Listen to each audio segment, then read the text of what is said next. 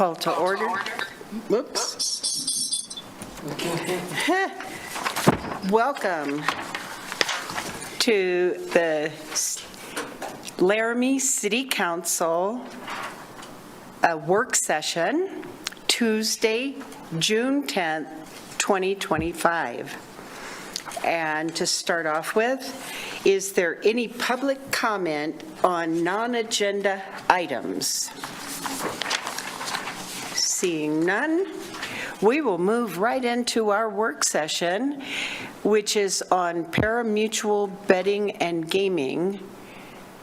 And do we need to wait a second for Janine? Here she comes, I think. She's walking in. All right. We are just starting. Wait for the second race. Sorry, do you want to make an introduction? For, I'm going to get where I need to be, sorry. So Yes. the work session, pari-mutuel betting and gaming. Thank you. Council, thank you. Apologies for being a few minutes late this evening. So we have a couple guests that will be joining us tonight. We understood that the work session that you had requested was hoping to gain some better understanding and familiarity with Wyoming state statutes as they pertain to pari-mutuel betting and gaming in Wyoming. So Nick Laramie will join us this evening. He's the director of gaming in Wyoming and has a presentation for you. I believe he will be followed by Ashley Harpstra, who is, of course, our WHAM director. She's going to talk a little bit about the work that WHAM has been doing over the past year, a little bit more than a year, and that they expect to continue into the future, working with the state with respect to creating as much local control as possible around gaming establishments within our local municipalities. And then we'll round out the evening with Director Taney talking to us about what rules are existing right now in Laramie Municipal Code pertaining to those subjects. So with that, let me just clarify, Ashley, so I'm going to give Ashley deference tonight if we could, because of course she's hosting the whole state of Wyoming in her offices in the morning in Cheyenne for the WHAM conference. So I told her we would try to accommodate her schedule. She needs to jump off and allow her to go first. So Ashley, did you want to go first, or should we let Mr. Laramie do that? I would love to. Thank you for having me, Janine, and Laramie City Council. I am very apologetic of not being able to be there in person. That was my hope and intent. But unfortunately, I am still printing things for tomorrow's event that kicks off, and we hope to see you all over here in Cheyenne with some of the events that are kicking off tomorrow. I will note that the economic development tour, if you are interested in joining the tours of Laramie or either Microsoft, it's a real big treat that we're able to get in, and there was a couple spots that opened up. If so, just shoot me or Sydney an email and we'll get you on. That starts at noon tomorrow, noon to 4, and there'll be transportation provided. You just have to show up at East High School. So that's my plug for the event. I think it's going to be a great one. This was a big topic over our last session and last interim, and will continue to be, and is continuing to be this interim into the next session. One of the things when we didn't get House Bill 85 through, which was local authorization for simulcasting, it went through seamlessly in the House with a unanimous vote. It ran into some trouble because of a 100-mile rule that's in there in the Senate with some industry members that weren't all on the same page with that particular issue. So one of the concessions we made with the legislature was, please study this, please discuss this. This is changing our main streets, and we have no voice in this whole process. And so they are working through a select committee on gaming, and they had their first meeting yesterday. So you are getting the information first before any other members that didn't tune in. But I do believe we're going to see a new version of House Bill 85, which is that local authorization for simulcasting, come up to the legislature, or come up to be reviewed through that select committee, and then hopefully be pushed on through the 2026 budget session. I do think we can work out some of these differences. This should be a pretty easy bill to pass through. So, but regardless, it's legislation until it's signed by the governor. I don't take anything for granted. So please advocate with your legislators and any legislators you come across that this is an important issue that we want control on. Just a couple of things real quick about the bill and like what we're looking for it. Is that we really want to make sure that there's an approval and renewal and that they are subject to the corporate limits of any city or town. That's super important. And I think Director Laramie, I'm jumping ahead of him, but he will walk you backwards of how that process works. So we want to make sure we have a bite at the apple once they are approved by the gaming. Well, first off, once they're approved by the voters and then approved by the Gaming Commission, that they are coming to our councils and working together and making sure they're zoned properly and they are in the right location for them in our communities. And then there's an approval and renewal process. And the original bill was a 3-year approval. And then renewals being filed within 90 days of expiration. There will be a publishing notice, and we want to make sure it's really important to us that we provide an opportunity for citizens to define what their local landscapes look like, and that's why the beauty is, our beauty of us having local government is that that local control allows each community to decide whether your HHR aligns with your values and priorities.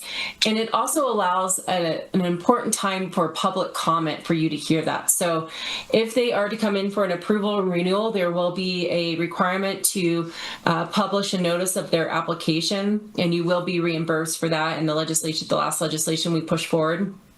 And then the really important problem we're trying to solve for is that balance of authority between cities and counties, reducing the risk of legal disputes and fostering that cooperation that will be beneficial to all those involved. Currently, 70% of our residents will live within our boundaries, but 100% of the services are served by municipal law enforcement, fire, street maintenance, and other public services. I know I'm preaching to the choir on that, but right now, 39 of the 41 permittees are within municipal boundaries, so they are weighing on our services. So we want to make sure that the growth and the scope of service and the strain on our municipal services provided are addressed, and through that we would be able to impose reasonable conditions with approval, but not limited to the schedule of operating hours, designation of the HHR machine locations within the permitted premise, ability to modify reasonable conditions upon showing good cause. Applicant is to identify the specific location and the number of machines per location. And then we would issue findings if there was an event of a denial. So we want to make sure we're business friendly. There's been a lot of talk that zoning can solve our issues. We do not feel that alone can control those social and welfare issues. City of Laramie was an example a couple times yesterday because of your unique demographics and hosting our University of Wyoming Go Pokes. We want to make sure that this local legislation allows local governments the ability to impose those specific conditions or permits, like we just talked about with hours of operation and local restrictions. The other thing that's important, especially for the county commissioners and where we're kind of kumbaya with them right now, is they have the ability to approve, but they cannot put those conditions in, and they have no ability right now to revoke or deny for good cause. And that would be a breach of the holder of the permit for any reasonable conditions. And then obviously a notification of any violation that the Wyoming Gaming Commission notes. The welfare of the people residing within the jurisdiction have been adversely or seriously affected by the permitted premise, and the permittee fails to demonstrate commencement of simulcasting at approved location within 2 years after the permit is issued. So we want to make sure if they say they're going to do it, they're going through with it, and that they're following through on their business plan. Those are kind of the parameters we're looking at. If you guys, as you're working through these issues and inviting these new businesses into your community and realize there are some things we need to look at within this legislation, please let us know. Our next meeting is going to be August 5th or I'd have to look at my calendar real quick. I think it's the 7th and 8th. Yeah. It's going to be the 7th and 8th in Evanston. And we will have quite a few people there and testifying on the proposed legislation that they're going to put out. And that right now is our biggest issue that we're trying to attack with gaming. So does anybody have any questions while I'm here? And then certainly we can discuss more in person over the next couple of days at the convention. Thank you, Ashley. Counselors, any questions for Ashley? Okay. All right, Ashley, we appreciate your being here. And it looks like we have no questions. Any comments? And no comments at this time. Let me off you. We'll see you in Cheyenne. Great, thanks, guys. We'll see you soon. Bye-bye. Good evening, Mr. Laramie. Good evening, Madam Mayor. Yes, thank you for joining us. We really appreciate it. Absolutely. So go ahead. So I put together a pretty short, brief presentation for you all, just to kind of give you a little bit of the history of our office and what we do, how we can help. My apologies as well for not being able to be there in person. I was really hoping to be, but I had several other meetings that I had this morning, so I wasn't able to make it down there in time. So a little bit of background just about me. I started with the Wyoming Parimutuel Commission in 2019 as an investigator. In 2021, I changed from an investigator to a special agent, and I'll go through some of the changes of our agency. Our agency also went from the Parimutuel Commission to the Gaming Commission. And I stayed in that position from 2021 until November of last year, where I was appointed as the new director. So the Wyoming Gaming Commission originally started in the state of Wyoming in 1967 as the Wyoming Parimutuel Board. The purpose of the Wyoming Parimutuel Board was to regulate and oversee live horse racing events in the state of Wyoming, and then later the Wyoming Bred Program. In 2003, the Wyoming Parimutuel Commission approved what is known as instant racing machines, also HHR, and they remained in operation until 2005 when the Cheyenne Police Department issued a cease and desist letter to the operator because the Cheyenne Police Department made the determination that these machines were operating outside of the law and they were illegal. That case ultimately made its way to the Wyoming Supreme Court, and they concluded in 2006 that the Parimutuel Commission exceeded their authority when they authorized those terminals, and they were, in fact, illegal gambling devices. So fast forward 7 more years, and in 2013, the Wyoming legislature amended some laws to allow for electronic wagering of previously run horse races through the use of HHR terminals. And this is what you'll see at the OTB locations. OTB is short for off-track betting location. They have both the HHR terminals, which resembles the slot machines, as well as live simulcasting, which they will take signals from racetracks across the country and across the world for live wagering on those types of events. In 2020, the legislature changed the Wyoming Parimutuel Commission's title to the Wyoming Gaming Commission when they passed laws to allow for skill-based amusement games, and they also charged our office with overseeing charitable gaming, which is pull tabs, Calcuttas, and bingos. And that's all in addition to the live horse racing, the Wyoming Bred Program, and the HHR locations. And then in 2021, the legislature passed House Enrolled Act number 50, which allowed for online sports wagering, and our office is also charged with overseeing that. So as it stands today, there's actually 4 types of gaming that is available to the members of your community. There's parimutuel wagering, there's skill-based amusement games, online sports wagering, and charitable gaming. Those are the 4 big gaming avenues that are available to to the citizens of Laramie. We can go to the next one. So our commission is made up of 9 volunteers. These are appointed by the governor and confirmed by the Senate. Currently, our president is Paul Cactus Cavello. He resides in Torrington. These are broken up by the 7 districts. We also have a tribal appointee who represents the tribal interest, and we have a law enforcement appointee who is Chief Mark Francisco out of the city of Cheyenne. We also have a Senate liaison who is currently Senator John Cole. House liaison is Representative Bob Davis, and the governor's liaison is Tom Lovinaw. Next slide.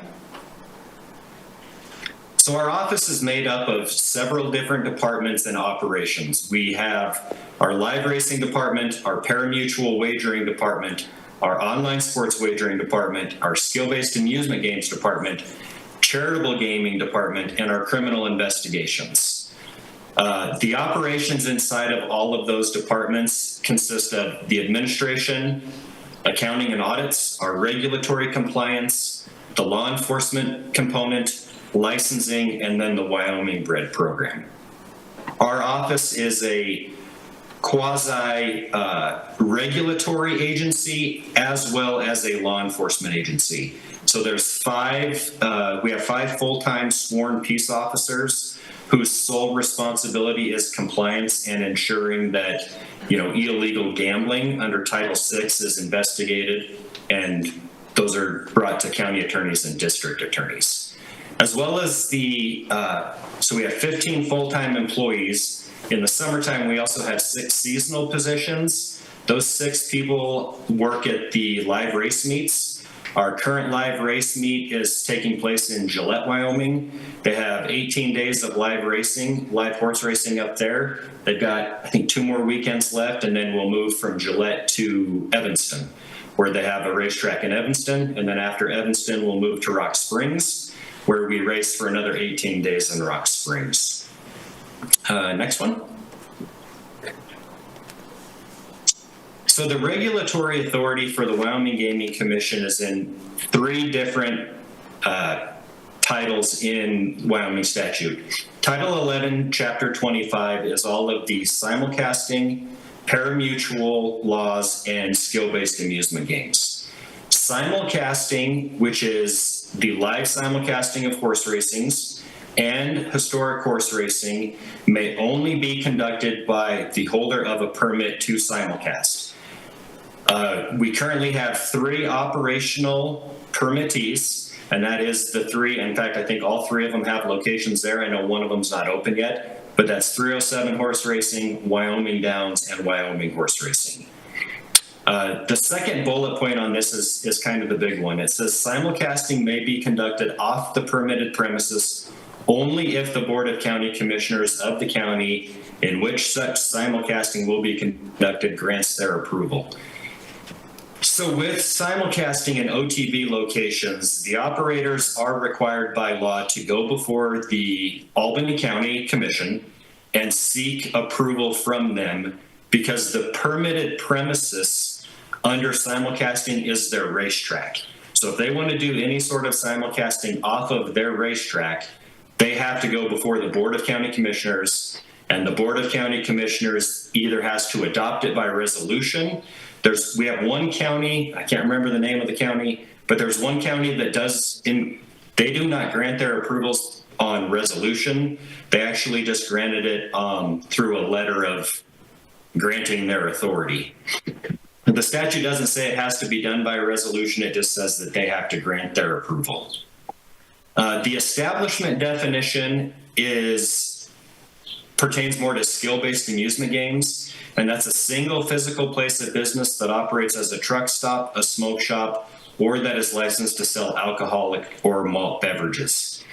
So there's a difference, and I'll get further into that between the pari-mutuel side and the skill-based side. I wanted to make sure that you had the whole picture. I know this is all kind of specific to pari-mutuel, which is the big one, but I want to make sure you have the whole picture. With the pari-mutuel wagering, they have to pay 1% of the total amount wagered on the HHR terminals, and that goes to the cities and counties. So 1% of the total handle comes to our office, and then our office divides that 0.5% to Albany County and 0.5% to the city of Laramie, and that gets split evenly between the two. If the OTB location is in the county only, the county gets the full 1%, and the city doesn't realize any sort of tax revenue from those locations. The skill-based amusement games are limited. They can only accept $3 per wager, and they cannot pay out more than $3,000 in a single play.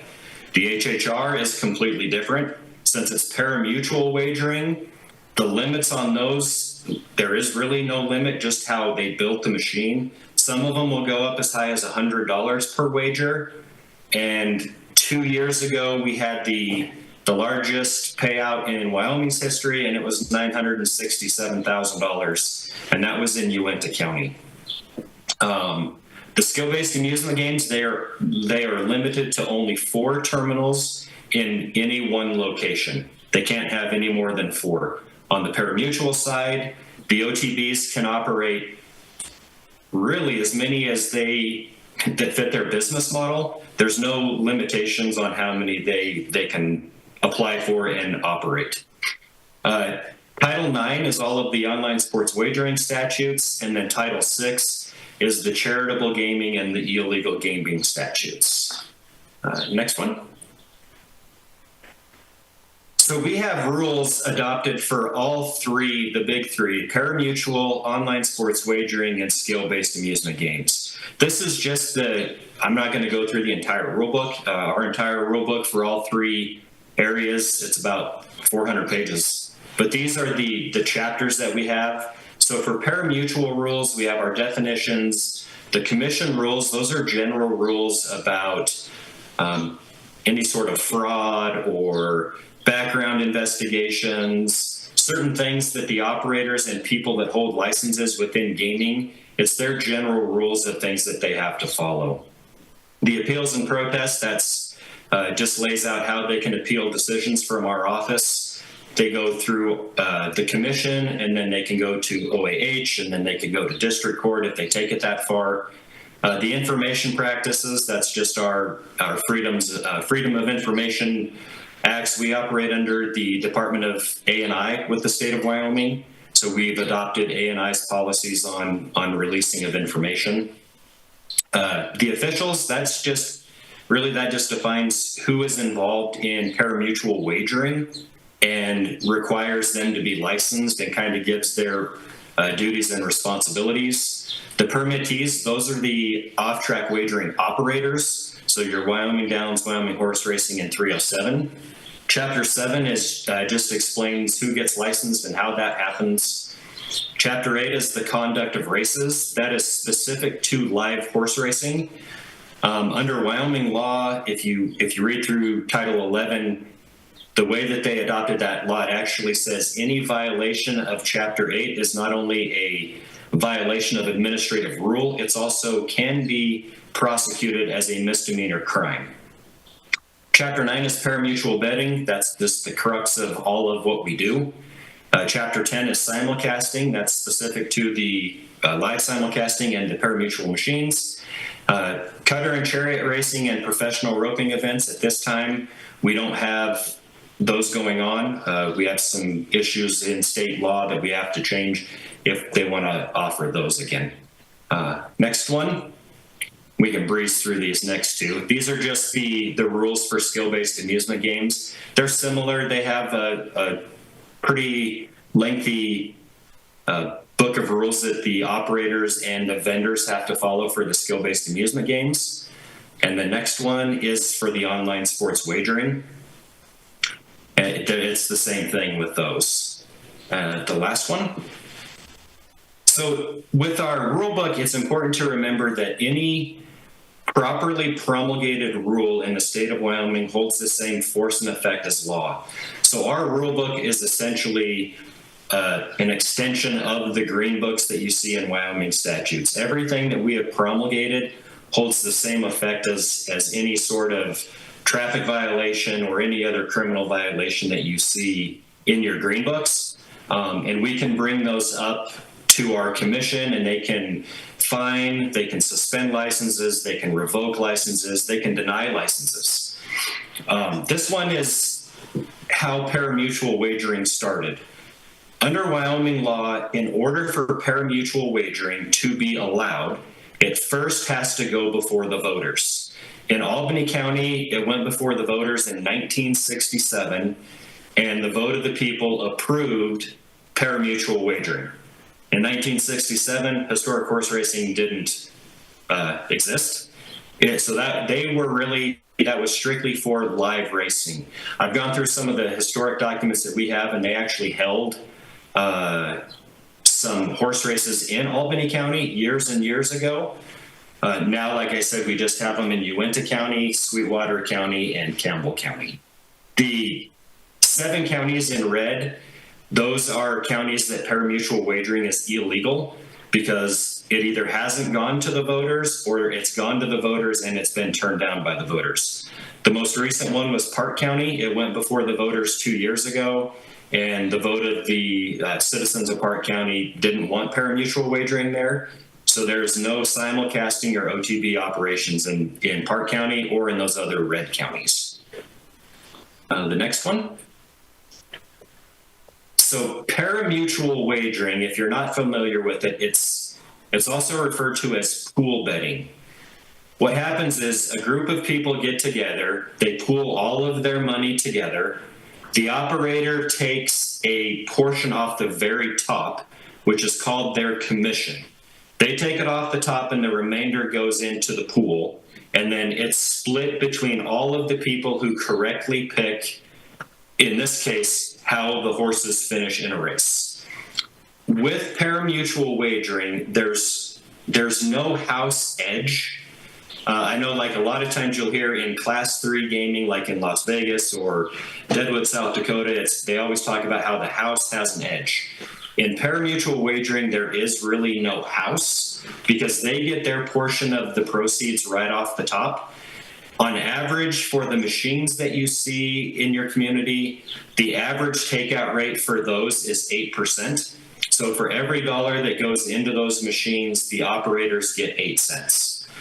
That 8 cents is how they pay their taxes, the Breeders' Award program, all of their property taxes, leases, rent, employees, all of that other stuff. The odds are calculated based on how much money is put in the pool. So with parimutuel wagering, if you're looking at the slowest horse, which we refer to those usually as donkeys, if you have the slowest horse, it's the least favorite. But if somebody goes in and bets a lot of money on that donkey is now going to be the favorite. And it's going to show to everybody that that is the favorite horse. So that is one of the things on the live racing side that our investigators and our inspectors are always watching for. It's called pool manipulation. People will do that because you can void a bet. So they'll move a low horse up to the favorites by placing a very large wager, and then they'll go cancel it because they can get better odds. They can bet on it, and then when it loses, they can win much better that way. So that's something that we're always looking for. Now, the machines, you don't have to worry about that, the HHR machines, because those are all built a little bit differently. The next one. So this is the big one. This is the HHR terminals. Our office is responsible for licensing all of the OTB locations, all of their staff, and all of the HHR terminals in the state. Today, there are 41 operational OTBs and 3,034 active terminals. We have just over, I want to say 5,500 are approved. We have 3 very large projects being built that have not had the terminals placed yet. That's why there's a difference in the numbers. All of the HHR terminals are inspected and certified by an independent laboratory. The laboratory that we use is called GLI, Gaming Laboratories International, and they are the world's foremost gaming laboratory for all things gaming. They do testing of Class 3 gaming, Class 2 gaming, online sports wagering, skill-based amusement games, and HHR. They have offices all over the world. The closest one that we have is actually in Wheat Ridge, Colorado, which is where a lot of our stuff gets tested out of. Likewise, we have our compliance team, which is 7 folks. They are on the road 7 days a week in these locations, verifying that these terminals are operating in compliance with law and with our rules. So one of the things that they check, it's called signatures. With software, anytime a programmer develops software, it comes up with this unique, kind of like a hash code. It's a very large number. And our folks will plug into the computers and they'll download those signatures, and then they will compare those to what has gone before the commission and what the commission has approved to ensure that they're operating legally approved software. If we have not had this happen yet, but if we were to find software out of compliance, those terminals would be taken out of service immediately, and they would not be allowed to operate them until it was fixed. One of the other things with HHR terminals, that's the biggest thing, is in order for them to be legal under Wyoming law, they have to afford the player an opportunity to exercise skill. So if you go into any OTB location and you click on the help screen, you'll see a little thing that pops up that says handicap. And if you click on that, it's going to show you statistics from the races that the machine has drawn out, and it will give you the opportunity to select how you want the finishing order of those horses to be. If you handicap it correctly all the way through and picked all of the first place through the most of the ones in Laramie, it would be the first, second, and third, which is win, place, and show. If you picked all 3 winners correctly for the 3 races that it pulls, you would ultimately win the jackpot, because it's called a trifecta, and that would be a bonus win. If you don't choose to manually handicap them, which 99.9% of the people don't do that, they just sit there and press the spin button. What the machine is doing is it is taking the post-time odds for that race on that day. So if you just press the spin button, it's going to put your finishing order the way that the public felt that those horses were going to finish on the day that that race was run. Next one.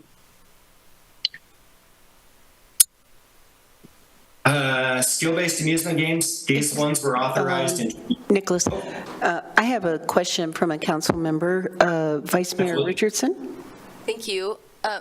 Thanks for the information. I'm curious if you could clarify for me, and maybe I'm getting too much in the weeds here, but those HHR terminals, those races, though, are those actual races that people are betting on, or those are, from my understanding, those are randomized, like previous races? Can you clarify that?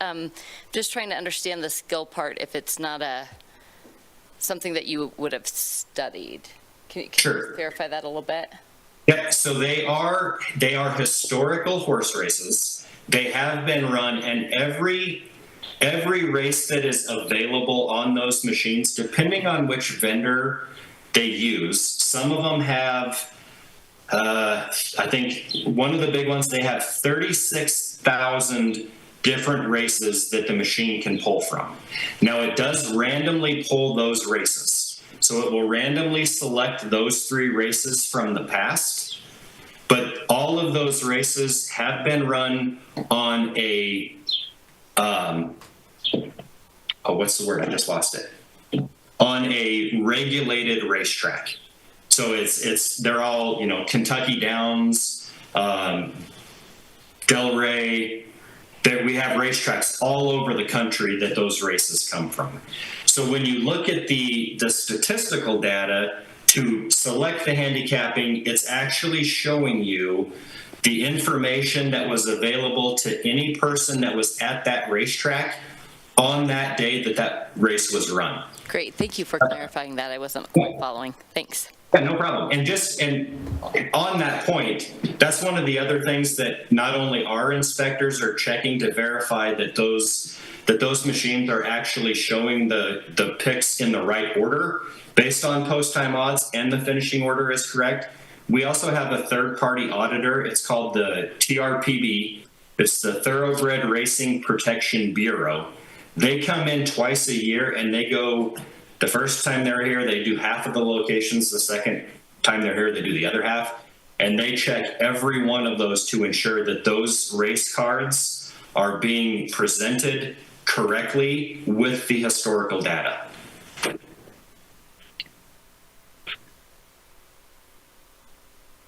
Are we good? Thank you.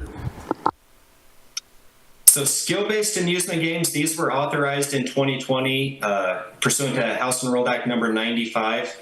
Now, these are the ones that you'll see in your local bars.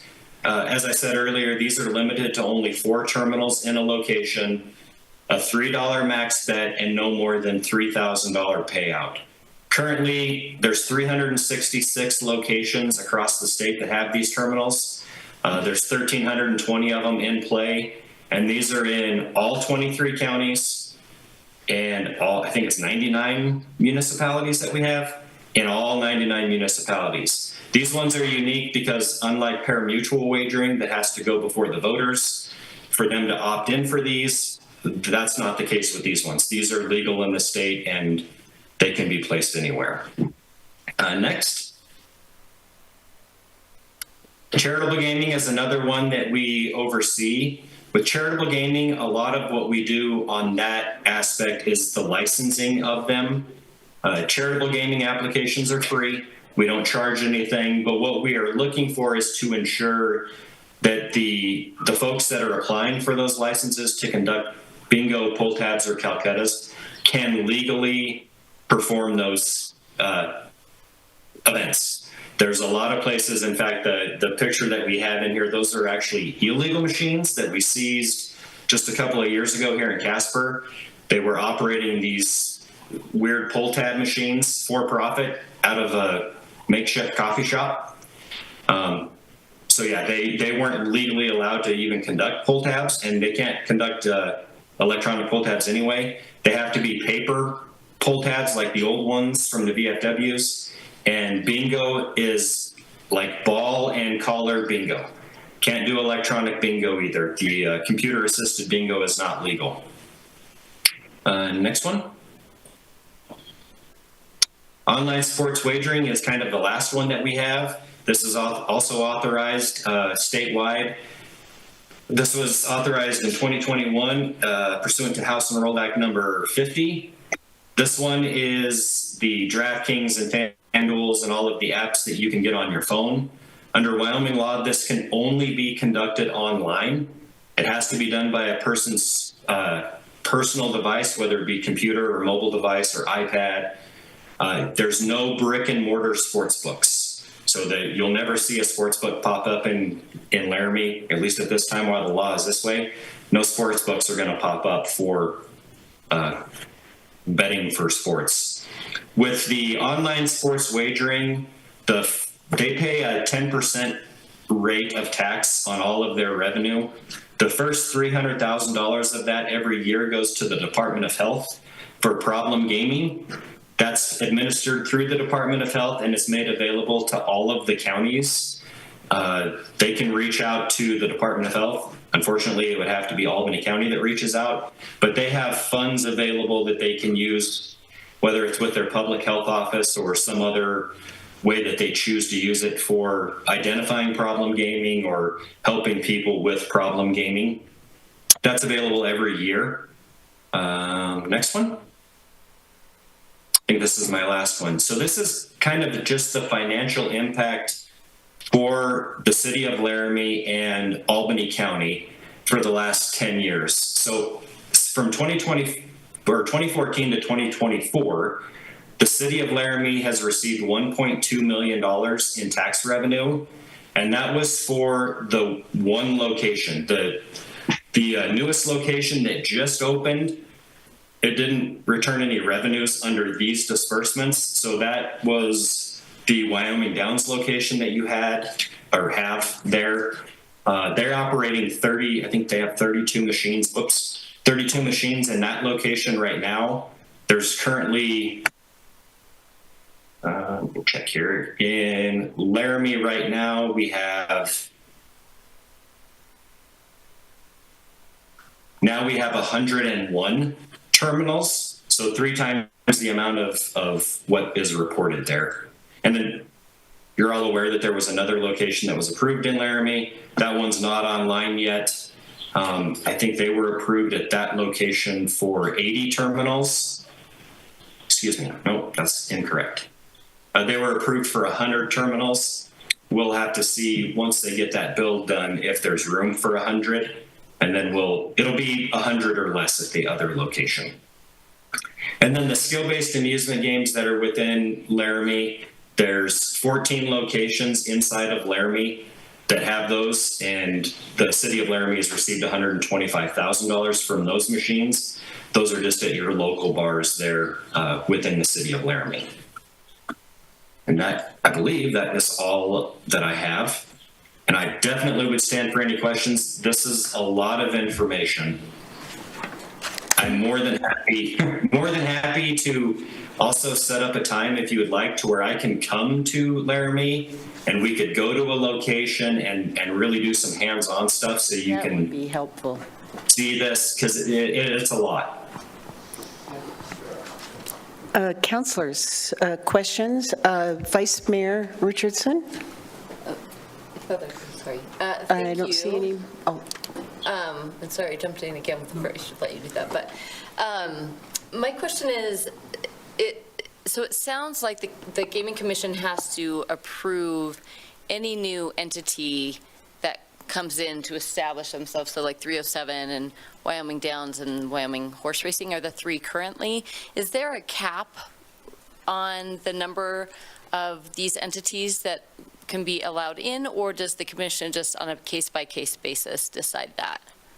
So statutorily, there is no cap on how many permittees we will have. The Gaming Commission, along with Joint Appropriations last year, commissioned a gaming study that was released, I want to say last November, and it really highlights a lot of good points, especially on this topic. Because in order to offer these OTBs to, the city of Laramie, they have to run those live races. And the ability to run those live races, we already have 3 racetracks. We have a 4th that's being built right now in Cheyenne. The ability to operate all 4 of those tracks, it's going to be interesting to see, because you have to take into account horse population, other racetracks that are close by. We have racetracks in Nebraska, we have racetracks in Colorado that are operating as well. So they are on a case-by-case basis. And now the commission is really looking at the results of that study as they make some of these decisions to ensure that, it's responsible growth and it's balanced growth on both sides of the live racing and on the HHR side. Hope that answers your question. Mm-hmm. Thank you. thank you. Councilor Shumway. Thank you, Mayor. I just have a question that I'm sure there's a great answer for, but I think about this, and HHR, I think, is historic horse racing, right? Correct. So those are races that have already been run. I think you said each terminal has 36,000 that they randomly select for. Okay. Now, I believe that most people could go into the facility with a visual scanner, look at the handicapping, and a very modest computer off-site could tell you exactly who is first, second, and third in those 36,000 races. I don't see how that is gambling. I think that's a pretty easy way to make some money. So along that point, when these first came out back in the early 2000s, that's exactly what happened. People were able to figure out, based on the number of horses and the stats that they were giving, they could, a quick Google search, and they could figure out the exact finishing order of that race. So what they did after that was they completely washed all of the data to where it's completely anonymous. So now when you look at it, there's no identifying information. It doesn't tell you if it was a dirt track, a turf track, the distance. It scrambles up the numbers of the horses, and then all of the data that you get to make your decisions is all done in like bar and graph type displays. So there's no physical numbers that you can tie that back to. That did happen, and they caught that, and there was actually several people in, I believe it was in Kentucky, that ended up going to prison over that. So that has been corrected now. Like I said, I would love to come down there and we could go on a field trip. Along those lines too, I have a couple of videos that I will email. I'll email that can be distributed. So you can just watch those videos and it'll show you, it's a really good depiction of HHR and skill games and really how they work much more in depth. Councilors, other questions or comments? Nick, I'm just wondering, I mean, I am not a gambler, so this is all very kind of interesting and new. I'm just curious about this skill-based category. What's the skill? I mean, what is it? So with skill-based amusement games in your local bar, there's two real main things with skill-based amusement games. The biggest one is if a player plays the game correctly or all the way through, they will win 100% of the time. Absolutely, they will positively win 100% of the time. How those work is you press the spin button and it shows, the most popular one, it shows like a tic-tac-toe board and it's got different symbols. And then you pick where you want to put a wild to make 3 in a row. If you get 3 in a row, then you win.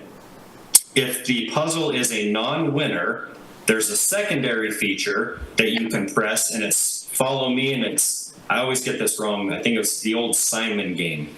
So the screen will change and it has 9 different colored lights and they flash one at a time and then you have to follow the pattern. So with the skill games, it's either memory retention, pattern recognition, and dexterity. Those are the 3 big skills that they use for the skill-based amusement games. That helps me to understand it. So it's kind of like certain types of online games that have been turned into betting terminals. So you play that online game, but you're placing a bet, and then, okay. Yeah, that's exactly right. And the way that Wyoming defines skill-based amusement games, I'll tell you, our office is constantly looking at these websites that offer these skill-based amusement online, where you can pay and have the opportunity to win. Under Wyoming law, that's illegal. That's professional gambling and misdemeanor gambling. The skill-based amusement games that are legal are the ones that you will see in your bars and truck stops and smoke shops. It has to be on one of those big cabinets that looks just like a slot machine. Thank you. Councilors, other questions or comments? So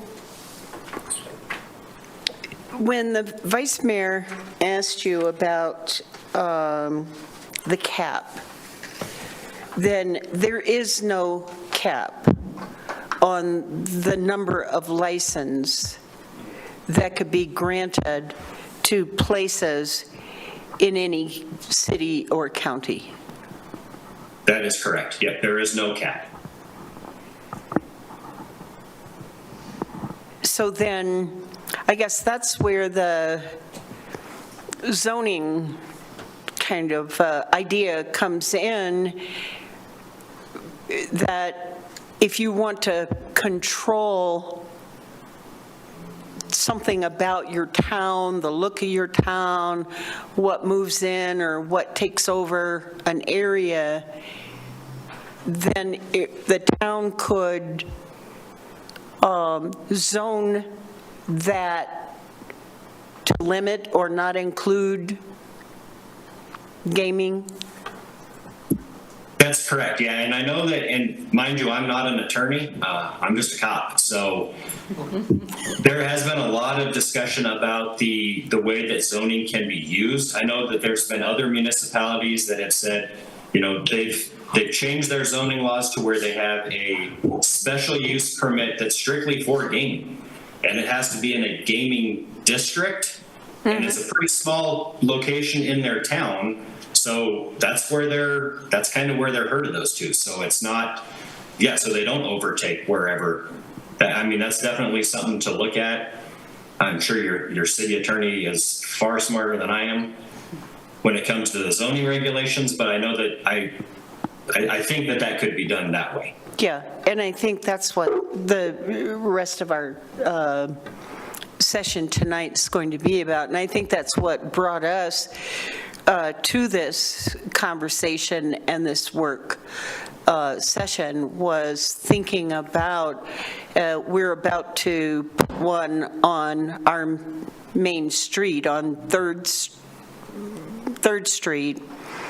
And then the idea that 5 years from now, there'd be 10 on 3rd Street was really not a way that we wanted to go. So we wanted to explore more. I really appreciate your presentation. I think it's very informative, and like I told you, I'm not really familiar with all of this, so it's helped me to understand it. And I saw a lot of nods from counselors when you suggested a field trip, so we may take you up on that, I think.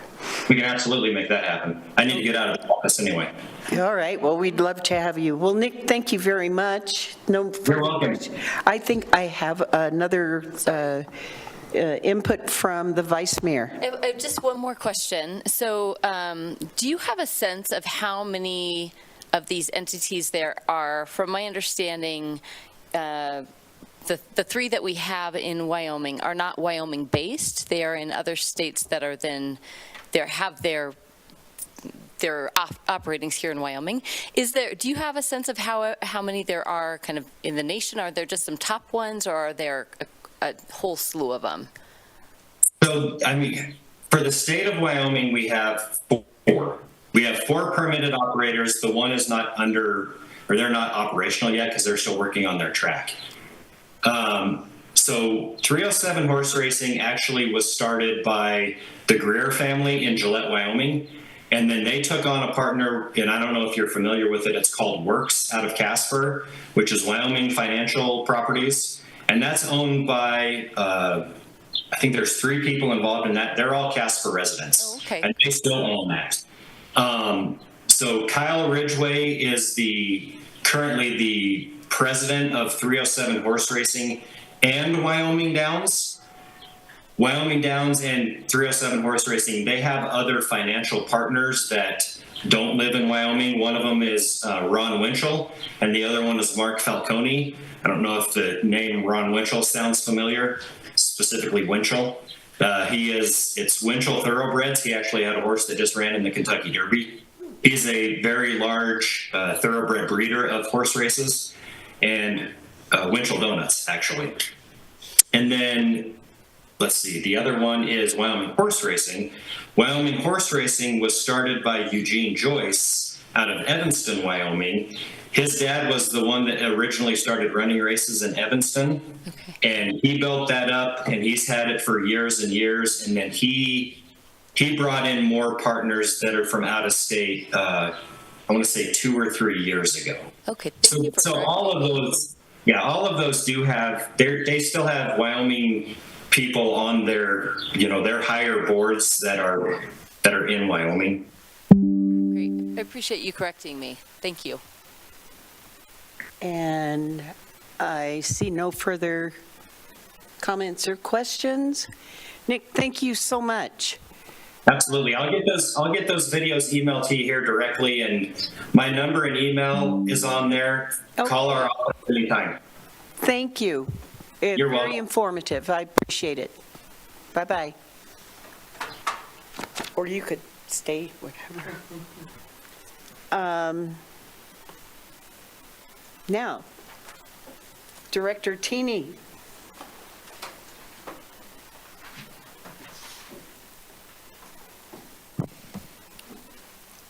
Mayor, Mayor, Council. So I've got a very brief few slides to kind of discuss gaming here regarding just kind of everything you've heard tonight.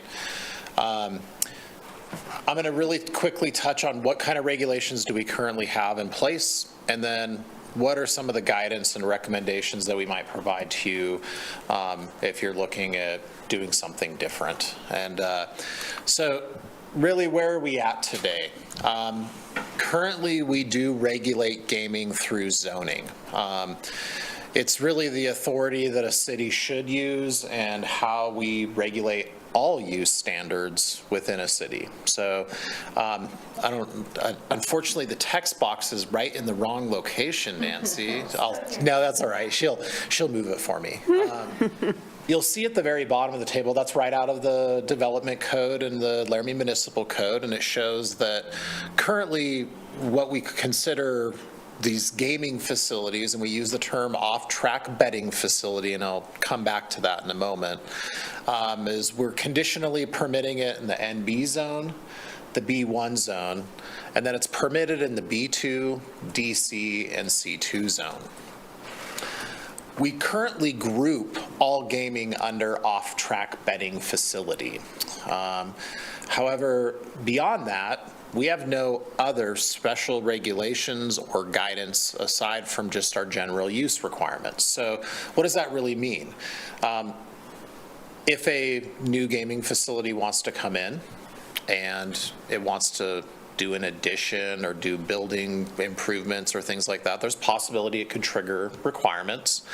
If the use level change is drastic enough, that could trigger requirements. Otherwise, it's no different than if a restaurant wanted to go into a new place. We would look at it in the exact same fashion.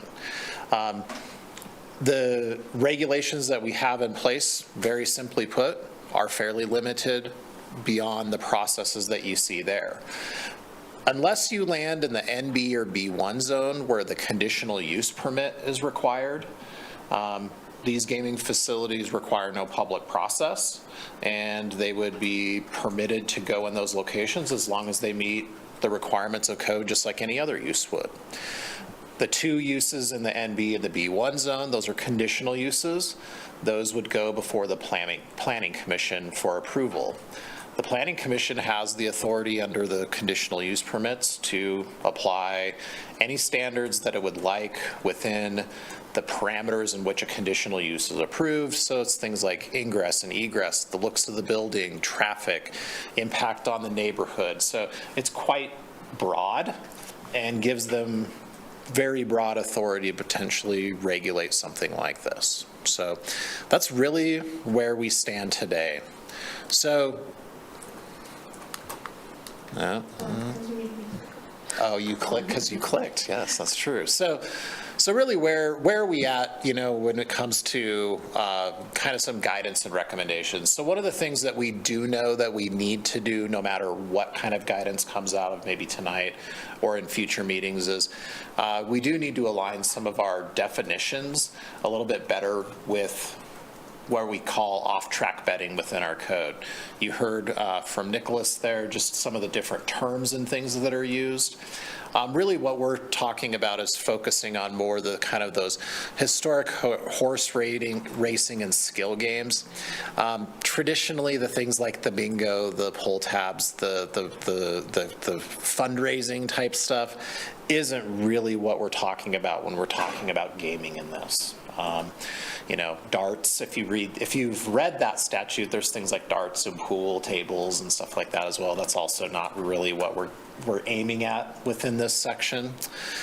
Often you find gaming in with other vice type uses. Specifically, the most common one is like sexually oriented businesses. Currently within your development code and with our use table, we do regulate sexually oriented businesses. If you were to do that, it would limit gaming and operation locations in the I-1 and I-2 zoning districts. and conditionally in the C2 zoning district. This would extremely limit where these facilities could go within the community and would put them with other like uses for the same reasons why you would have a sexually oriented business in maybe one of these locations too. Probably not next to residential zones, probably not in an area that's highly visible, not being seen by most of the public. It's a place that you go to specifically, not a place that you drive by and just see all the time. Zoning does allow us also to establish other development standards. As I mentioned before, we conditionally approve some of these uses. That could be applied to all uses, even in these few limited zoning districts, if you were to go that direction. If you look into what we have currently in code for sexually oriented businesses, we actually have a set of standards that we would apply if someone wanted to do one of those businesses. Distance requirements include things like distances from parks, places of worship, schools, daycares. There's actually quite a few other uses in there, but those are kind of the common ones. People are like, yeah, I don't think I want that right next to my school, right? So there's also distance requirements from residential zoning districts.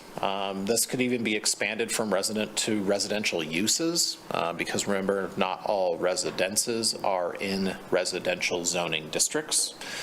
And then you can also apply any other number of development standards to a gaming facility, such as, full site compliance requirements. So that means bringing it up to design standards, landscaping standards, parking standards, which may not be triggered today under code depending upon what the previous use of the building was or not. Now granted, if it's a new build, it would fall under those requirements, but not necessarily. Depending upon too, what kind of a use you looked at, whether it was a permitted use or a conditional use, that would then implore a public process.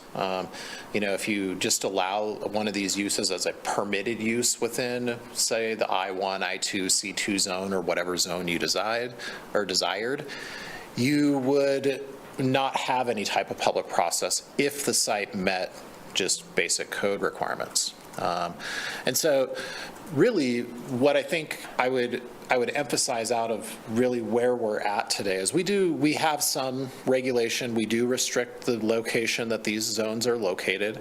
If we were to get a facility that we felt was not quite under the current definition of off-track betting, like today, we would apply that. There's permissions within our code where we would put it as a like use, which would be off-track betting. So we're protected there, but we do believe that it would make it clearer in our code to make some of those changes. But I think these other changes using zoning and those powers that are granted to us as a city through zoning to be able to regulate, if you so choose, any number of these things. When it comes, it was discussed, the number. What you really would be looking at here is restrictions that regulate the number through zoning principles and practice. So location, so zoning districts, distances from each other. That's often how communities regulate number of uses within a community. This is common with sexually oriented businesses. They say that they will say per maybe population, per distance. So like they can't be closer than a half mile from another one. Well, that eventually regulates you out of the number of businesses of that type that you can have within your community. So there's quite a few ways to go at this in terms of depending upon if you want to regulate it and what's actually important in terms of this council and what you actually want to regulate. Is it number? Is it location? Is it the site improvements and what actually happens to the site? Hours of operation, all those things could be built into the zoning requirements. So with that, I'd be happy to take any questions and regarding kind of the zoning, where we're at today, other ideas, so. Councilors, Councilor Lockhart. Thank you, Mayor. Director Teeny, just curious, I was trying to find it online. The two places we have now, what are they zoned as? I think they're both B2 zones. Are they? What?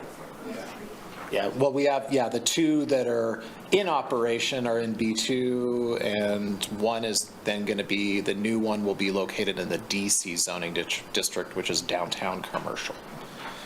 I'll verify that in a moment, but I'm pretty sure that's what it is.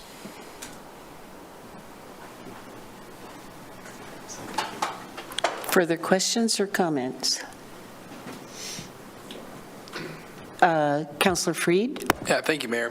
Thank you, Director Teeny. I guess from your expertise, and I appreciate the insight to this and everything we've heard today, do you know of any other communities, Wyoming or beyond, that would like regulate the number of businesses similar to this, kind of like the state does liquor licensing, with a variety of different types of licensing, and there's only 3 OTB licenses per city, and so then if one of them moves out, then there's an opportunity for another. That seems like a lot more regulation than changing code, but I'm just curious if you have any context for that.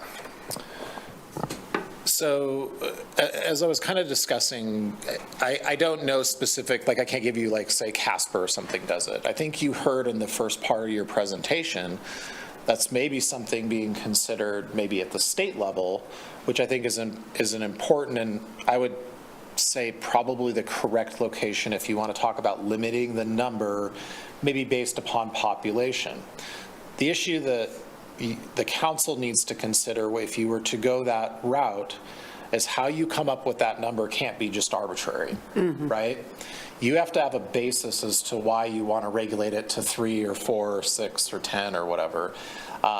That's where it becomes a little maybe more difficult to do that at a local level in terms of numbers. However, that's why when I was discussing distances, zoning districts, those are much easier to develop non-arbitrary standards.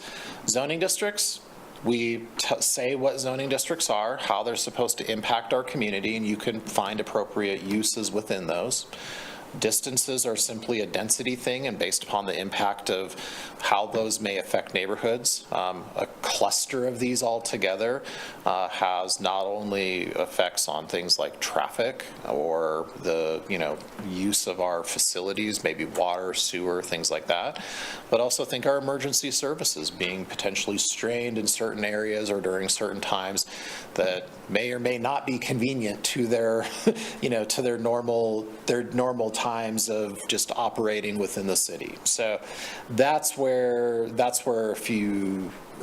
typically where you see zoning rules come into play, regulating numbers. If you can come up with the right data, then I think you could go that direction.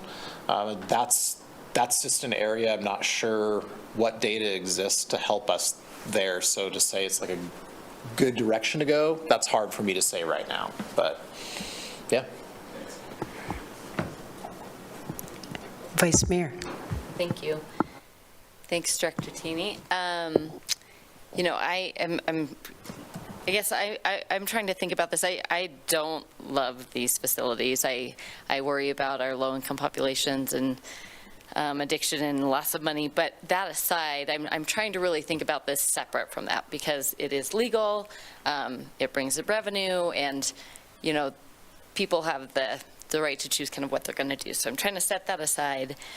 So what I think I am most interested in then is impacts on businesses. And when I think about the downtown district specifically, so many of these facilities are built to keep people in so that they are there all day, gambling all day, not getting out and moving.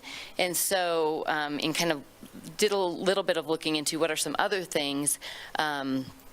And I would love your insight into kind of some design pieces. There were some discussions around making sure that these facilities have windows so that people can see how much time they've spent in there and get out, and that there's a separate entrance, like if they have a restaurant or if they have a bowling alley, that there's a separate entrance to that. So it's like there's a way to kind of get out and about more.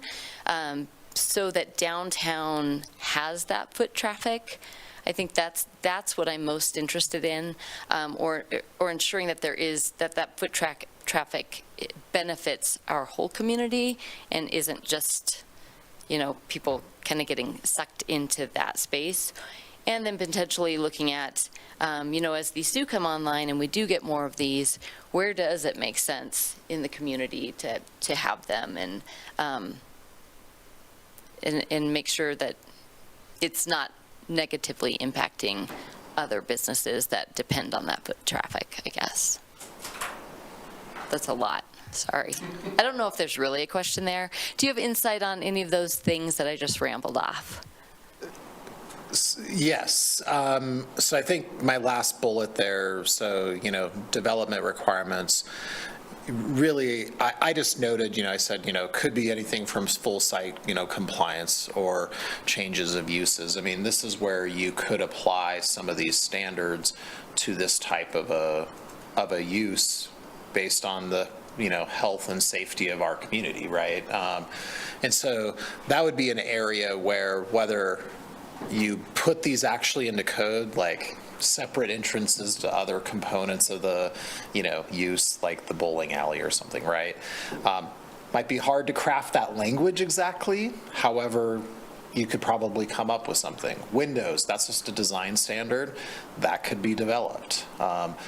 Those would be things that you would have to either spell out in code related specifically to this use, or provide good guidance for like a conditional use process where then the planning commission would then, need to decide whether there was enough windows put in place, or if, let's say, or not, or let's say there's an odd property that can only accommodate one door or some sort of an access point that really doesn't provide that additional access point, they would have some discretion to maybe say yes or no to it. I mean, that's going to be kind of some of the guidance that we would need to know to understand to what level you would possibly want these regulations to exist in.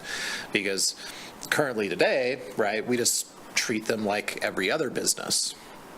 But if that's not what you want to do, having some of that direction and guidance is where, we could then start to craft, is this more appropriate for a conditional use process, public notice, public body review, or do we make regulations much more strict and stringent and only permit it?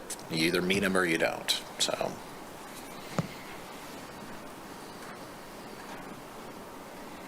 Councilor Shumway. Thank you, Mayor. Director Tini, I don't even know if you know the answer to this. I know that Jesse James in his last bank heist got $24 out of the Northfield Bank in Minnesota, and I think 3 of his gang were killed as the 8 of them took out of town. I would think if we're getting payouts of $3,000, there was one they said $900 and something thousand. Why rob a bank when you can go rob these off-track betting places? Is this something that is, and we're not the first one to do this, isn't this something to where if there's that much money floating around in these places, and there's so many of them all over the place, isn't that something that we need to worry about? I think that would be a good question for Nick. Well, honestly, yeah. I mean, I'm not 100% sure how all that. I'm not sure. I'm hoping I get to go on the field trip. Is what I was. I mean, but I mean, it's it's just something I'm not sure if if there's a concern there. So is that much money there? I would suspect they're not handing out $900,000 in cash in Uinta County. I think that's where he said it was one, but I don't know. Further questions, comments? I have a comment. Comments. Councilor, as a work session, I tend to go ahead and take either. Which is what we can do, yeah. Yes, so Councilor Newman. My comment would be, I don't use these places. I don't think I would ever use any of these off-track betting. If I was going to go gamble, I guess I'd just go to Vegas or something, but apparently the food is better there. My comment would be, I wonder if we're jumping the gun on this, and what I mean by that is we have 3, and we're doing a comprehensive plan, and I think this would be really easy to add to that comprehensive plan, right? We're already adding the billboards into it, so let's get the public's view on what they think Laramie needs and what Laramie doesn't need, because I'm a coin flip. Like I said, I don't personally, I like the million and some change revenue that it made, right? Especially with property taxes and the cuts that we're going to receive there. And I know this council is going to have to probably make some even harder decisions. And to see $1 million go away if we start to regulate these too much, I would have a problem with. So I would like to see us maybe have a couple more work sessions and add this to the comprehensive plan to kind of see what our constituents want to see. So that's my comment. Thank you. Councilor Shumway. Thank you, Mayor. Another question, and I'm sure there's an answer to this. If these establishments are going to be in truck stops and smoke places and things like that, is there an age limit? Can we take our kids, can a mother and father take their 8-year-old daughter or son into these, or is there an age limit like we have in bars? To my knowledge, there is nothing regarding, I think it's just the playing of the games, but yeah. We should pull the statute on it and double check that, council, but I will tell you there are establishments, even in Cheyenne. In fact, if you're at WHAM, Councilor, I think there may be an opportunity to tour some of those that involve family activities adjacent to and in the same spaces as the game. So I think Derek is correct that it's the actual playing of the game that you have to be of age for, but your kid could be right next to you or bowling next to you. We'll pull the statute, though, so we have the verbiage. Vice Mayor. Thank you. Councilor Newman, I like your comment on kind of getting feedback on that. The one question I would have in regard to that, and maybe I see that we have Representative Sherwood with us, is, and maybe Janine, you know too, but what is it feels like they're coming online very quickly. And so, and maybe it just feels that way to me. Maybe it really takes like a year or two to even get through some of these processes, which in that case, I think it's great. Let's like do more work sessions, think about the comprehensive plan.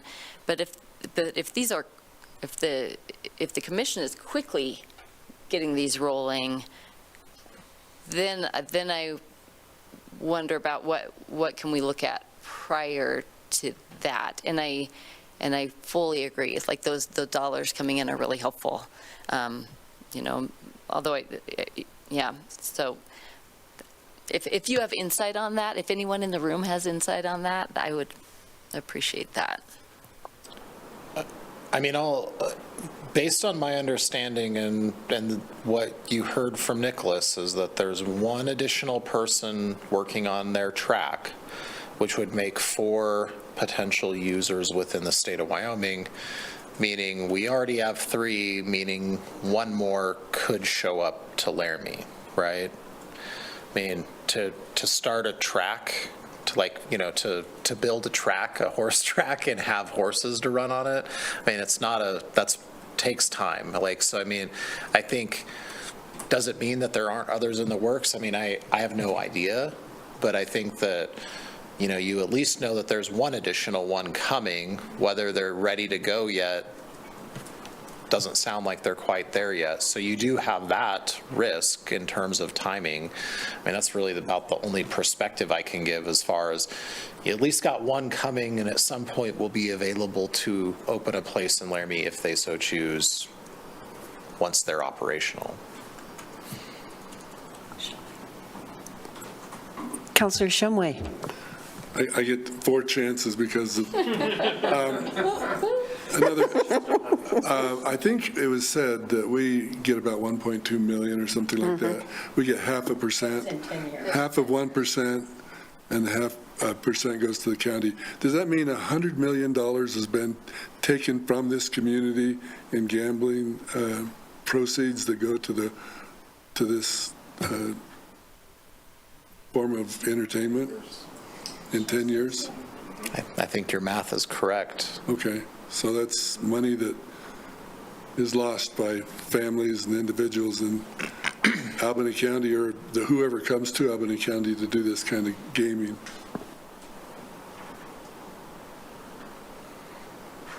So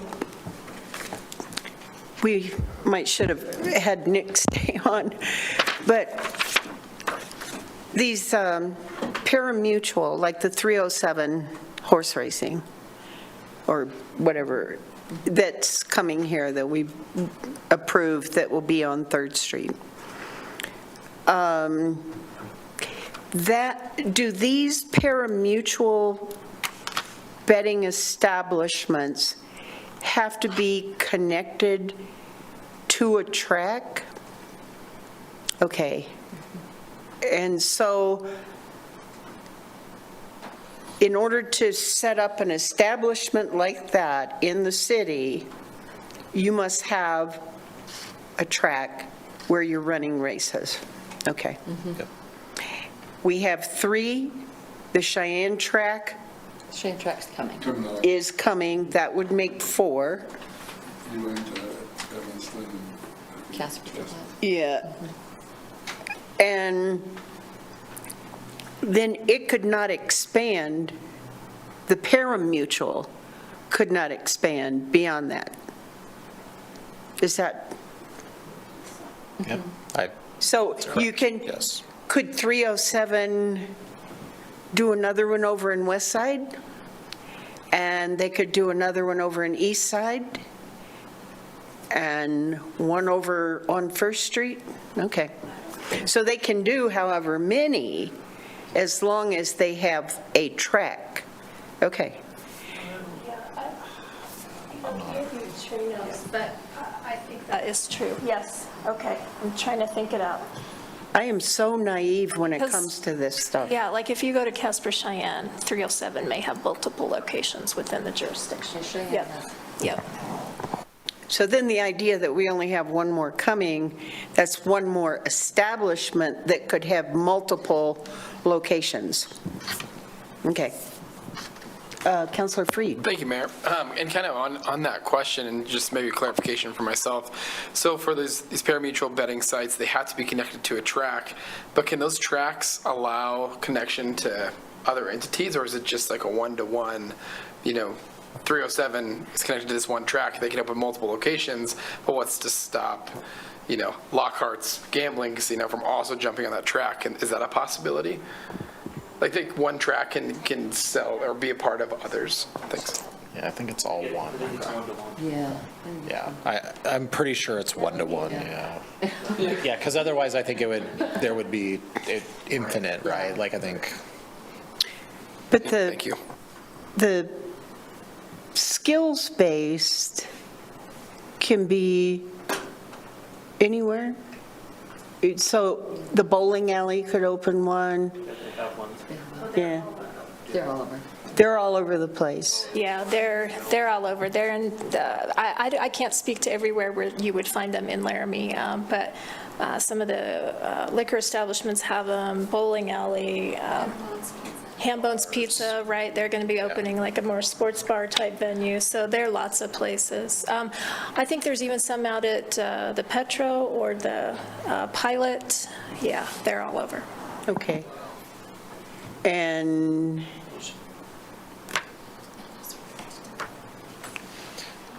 I guess, Counselor Newman, did Those are the you? ones that we can't control, right? Because they're just legal in the state, so like, So somebody we opens a can't control bar. those. What we can control is the pari-mutuel, I think you can. where I think you it becomes an establishment where people stay for a while. I mean, I think all of the gaming you can control through zoning. I think the difficulty with skill-based is, right, we just named off whatever 20 20 places in like 30 seconds there. That's going to be your difficulty of, do we know where all this is actually going on? Because they don't have to be affiliated with the parimutuel betting, right? So that's, three locations, 3 names, we can keep track of that. Every single gas station, bar, restaurant could have skill-based, and it's, do you group that in this? Is that the same thing? If you recall, and Nancy just mentioned this to me too, right? So they can only have 4 of those units or those gaming machines within each establishment. So it's limited, but it's another component. Typically, the horse racing has all of them, all the different betting options available. So the historic horse races, the parimutuel, and skill-based. So. Councilor Freed. Thank you, Mayor. And this is probably a question for Nicholas, but I'll just say it here now that I'm thinking a little more about it. So there's probably no database that the Gaming Commission would monitor to understand where in communities that skill-based games are being played because it's.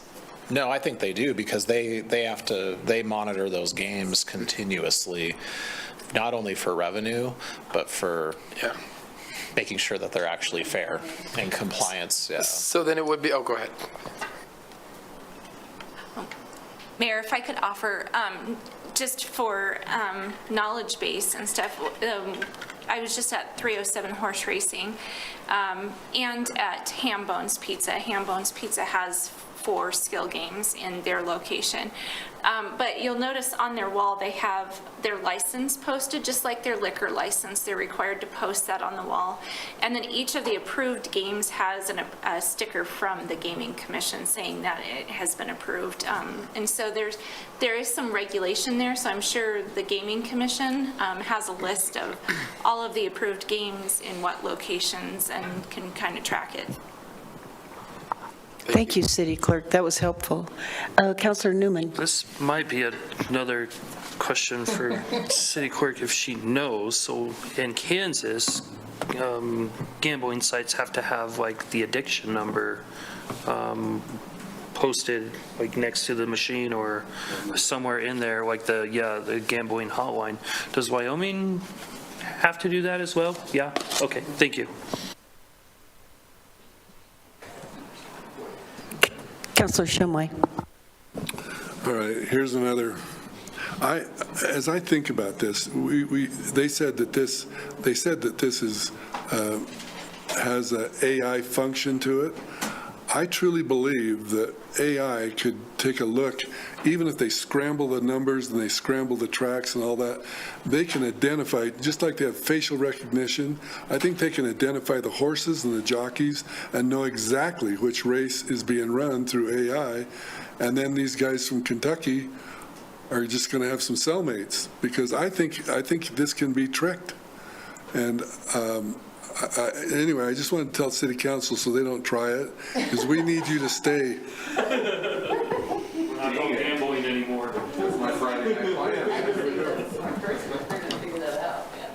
Councilor Freed. Yeah, thank you, Mayor. And I don't know, I just wanted to ask, I know we have Representative Sherwood here, and I know Vice Mayor offered that, but if there's something that we're not thinking about, or from her experience, if there's an opportunity that she wanted to add to Director Tini or City Clerk and City Manager through all this, but not to put you on the spot, Trey. And there might not be anything, but just giving you the opportunity since you're here.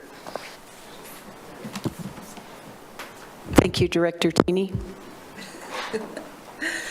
Good evening. Good evening, honorable members of City Council. I'm Representative Trey Sherwood. So as my role as an appropriator, this is a topic that we went and took a deep dive in last year's interim, but a lot of the bills that we worked did not get passed. So I'm just continuing to track the conversation.